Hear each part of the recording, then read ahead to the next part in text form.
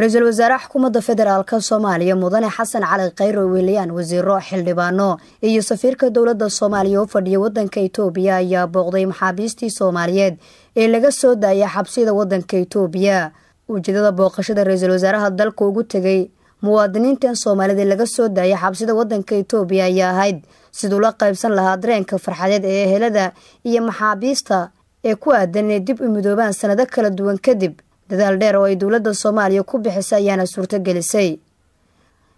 رئيسل وزراء حكومة فدرالك الصومالية مدن حسن علي قير ayaa maxaabiista xaaladooda caafimaad mid xog wareysanaya una sheegayay inay ku soo dhawaadaan dalkooda hooyo ayna yihiin ubaxa dalku u baahan yahay inay qayb ka noqdaan horumarka dalka waxay indhahaygu qabanayeen waalidiin marka ay arkaan wiilashooda farxad darteeda afkooda hadalka ka soo baxayo ahaa duca ay u jeedinayeen xukuumadda oo suurta gelisay inay arkaan ilmahooda sanado kala duwan oo aysan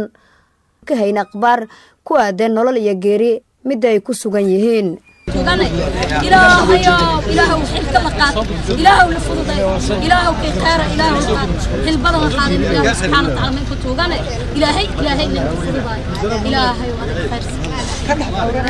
maxaabiistan ayaa dhammaantood ahaa dhalinyaro marka laga reebo 4 oday waxaana ku jiray oo indhahaygu qabanayeen wiil daadiisa aan ku qiyaasay 20 jir isla markaana lagu xukumay xabsi 20 sano ah ha yeeshee ka qaatay muddo 4 sano ah waa kuwan qaar ka mid ah maxaabiistii laga soo daayay xabsiyada Itoobiya oo la hadlay warbaahinta dawladda ka codsaday inay u sameeyso shaqo abuur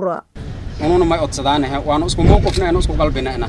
dad muddo badan hawad hirinaaday oo hasla rafaaday dhib badan hamarinaana dalka hooya iyo may ogaanayeen dawlad wali inta dhonga ogaani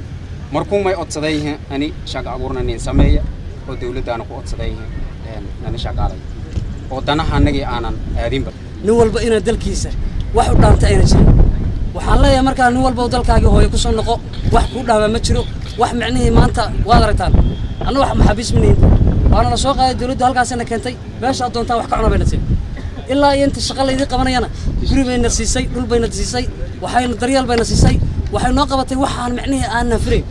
dugsi male qabyaaladii waxay dumisay mooyaane anigu baad ninqanaya dhaguhu umadu leelaane bal inaan dareen qaba aqliga doonay laga saarka waa kuwa aan lahayn dux iyo iimaan waxa weeyaan haraadiga dalkeena la haray ee baabi'iyay ee alqushash ee waxa way dhibaatada noo keenay cadawga kaashanayo in aanu la dagaalano oo waxaanu diyaar u nahay aanu ka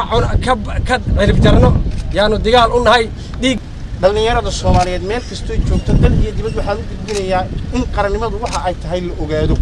in la kala saaro gaar ahaan dhalinyarada gobolka Awdal ee waqooyiga Soomaaliya aan ka soo jeedo waxaan u gudbinayaa in la kala ogaado qabiilka iyo qarannimada dalka dibadiisa haddaad ku xayranto wax qabiila oo ka daba iman kara ma jiro qaran baa ka daba iman kara qarankii Soomaaliyeed baa naga daba yimid oo godkii aan ku jirnay naga soo saaray muwaadiniintan Soomaaliyeed ee laga soo daayay xabsida dalka Itoobiya ayaa kuwa aan eheladooda la kulmin oo u badan kuwa ka soo jeeda gobolada waqooyi ee Soomaaliya waxa ay dawladda Soomaaliya u sameysay goob ay degaan inta ay kala kulmayaan eheladooda isla maanta ayaa waxa deeq raashin iyo xoolo nool isugu jirta gaarsiiyay xildhibaano iyo wasiirro ka tirsan xukuumadda iyagoo ku wareejiyay deeqdaasi wasiirka amniga gudaha ee xukuumadda Soomaaliya oo gacanta ku haya xaaladda maxaabiista xildhibaan aadan isaaq oo ku hadlayay magaca xildhibaanada iyo wasiirada deeqda gaarsiiyay muwaadiniintan Soomaaliyeed sheegay inay uga qayb qaadanayaan taageerada maxaabiistan la soo daayay xoolo dhan 10 neef oo xildhibaanada dhalinyarada iyo reer Jubbaland iyo dhammaan ama dhalinyarada Soomaaliyeed guud ahaan iska soo arooriyeen ay ugu talagaleen walaalahooda dalka dib loogu soo celiyay inay ugu deeqaan tabartooda inta noqotay waxaan halkan guddoonsiinayaa wasiirka amniga gudaha ee xukuumadda Soomaaliya Maxamed Abuukar Islow Ducaale ayaa ugu baaqay mas'uuliyiinta kale ee dawladda inay ku daysadaan xildhibaanadan ay qayb ka noqdaan taageerada ballaaran ee loo sameeyo muwaadiniinta Soomaaliyeed laga soo daayay xabsida wadanka Itoobiya waa mahadsantahay xildhibaan aadan iyo wasiirka xanaanada xoolaha wasiiradeeda Maryan Kadaha iyo xildhibaan Farxiyo waa mahadsan yihiin waanagu mahadcelinayna waxaan ka rajaynayaa xildhibaanada kale wasiirada kale inay ku daydaan Nasr Bashiir Cali warbaahinta qaranka magaalada Muqdisho